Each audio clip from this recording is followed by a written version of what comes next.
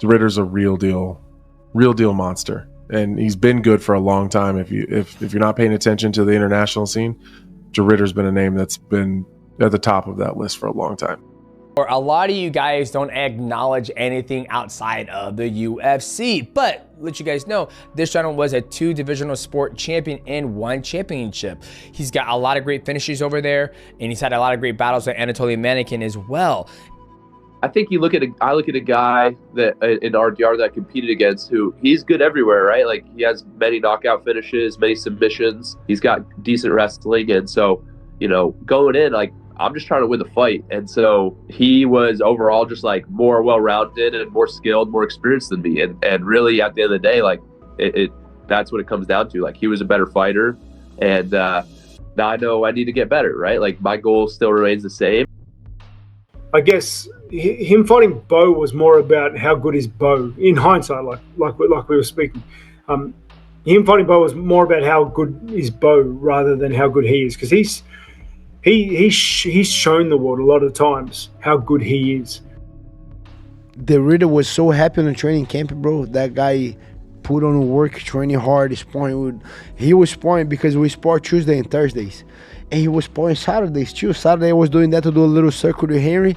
And I look at this guy freaking sparring, and then I'm like, man, that guy's going to win. That's when I felt. And then crazy submissions from every angle. It's not that guy. He's, oh, that guy's a good guillotine. Oh, this guy's a good Darce. No, this guy everywhere, bro.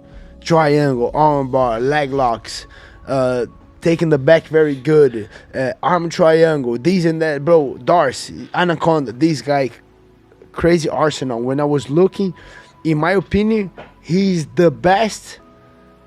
Jiu-jitsu, a lot of Brazilians are very good. A lot of Americans are good too. But this guy, outside of Brazil, one of the best grapplers I ever trained and I ever saw training. Like, the guy's very tough for sure. I think we'll see what he's all about, but I think he's got like a little off rhythm kind of thing that is tough. Some guys are hard to pick up like that. Obviously, Dricus makes it work.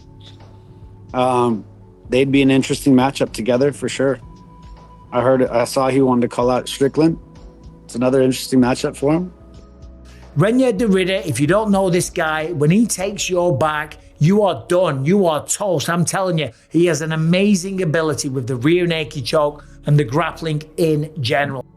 RDR, you can whatever everyone wants to say. This guy fought at 185, 205, and heavyweight in one promotion. He is a tough individual that he doesn't mind getting punched in the face. He will take that to get where he needs to be. He's getting better on the feet.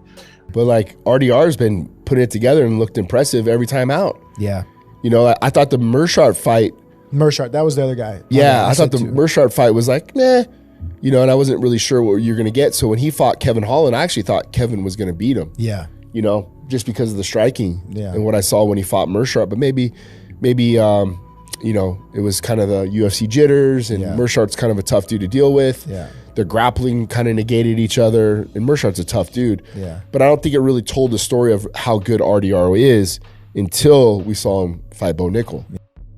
I think the stylistic matchup between him and Hamzat are actually pretty good. Yeah. Stylistically. Yeah. Because De Ridder can grapple. Yeah.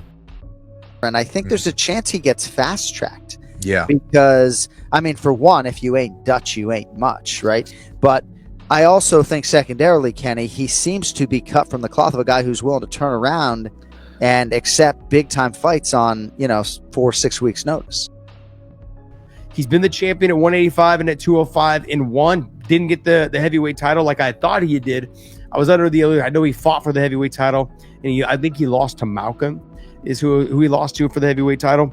Yeah, so him coming over, it's big, man. It's big for him to be here. His style is very unorthodox. He understands that his chin can take some shots in the process of getting to the clinch, trying to drag you down. And if he can't get you down, he's going to hit you with knees and elbows until you start to kind of fold a little bit and wilt under pressure. Once you wilt under pressure a little bit, he'll start to get the takedown, start threatening the guillotines, the chokes, the darces, the anacondas, everything that he can use his long body frame for. Yeah, definitely his grappling is top tier. He uses his physical advantages very well. He's very tall, he's very rangy. He likes clinching up, he likes tying up, and he uses like an offensive jiu-jitsu game quite well.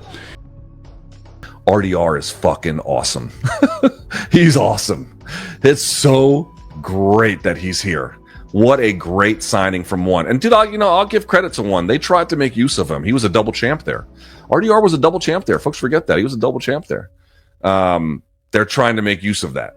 They're trying to make use. They made some decent use of that over in One. But it's a different world now. It's a different opportunity. It's a different time. And now it's the UFC's chance. This was great matchmaking. Would you not agree? RDR appointment television. RDR's on the card? Sweet.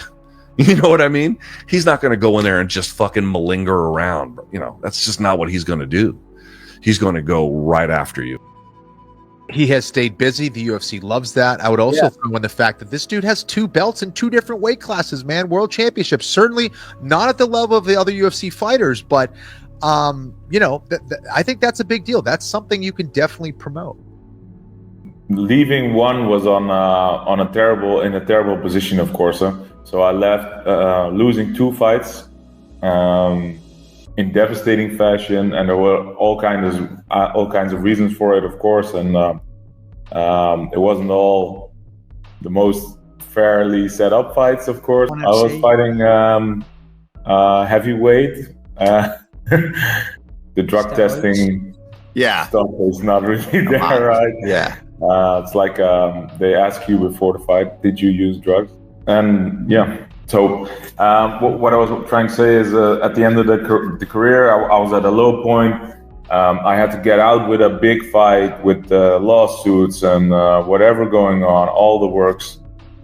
And then Ali, my manager, who set everything up and really helped me to get everything done here, got me the UFC fight. And I was still kind of building up at that point at the Gerald fight. I was still getting back into the confident guy I was before and getting everything in line.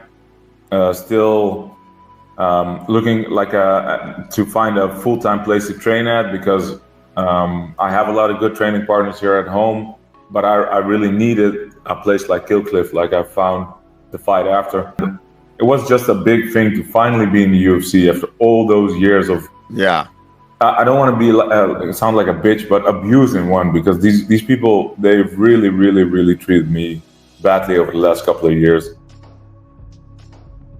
Anytime you see De Ridder, it's kind of like Duplessis, where you're like, his technique looks terrible. He looks like there's nothing really special about him, but he just figures a way out.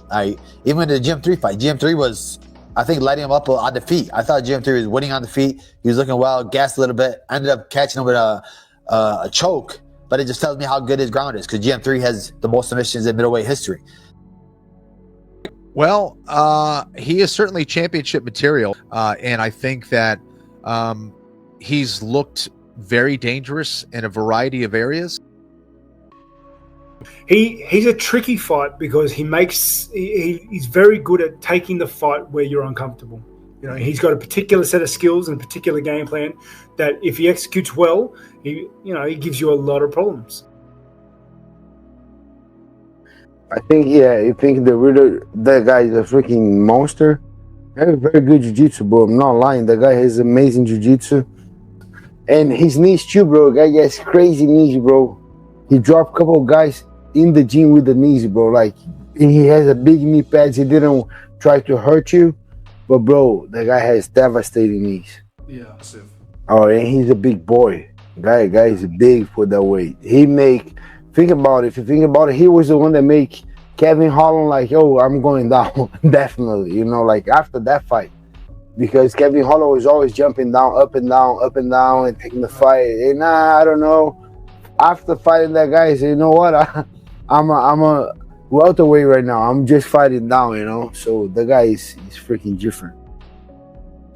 I think RDR is in a great space.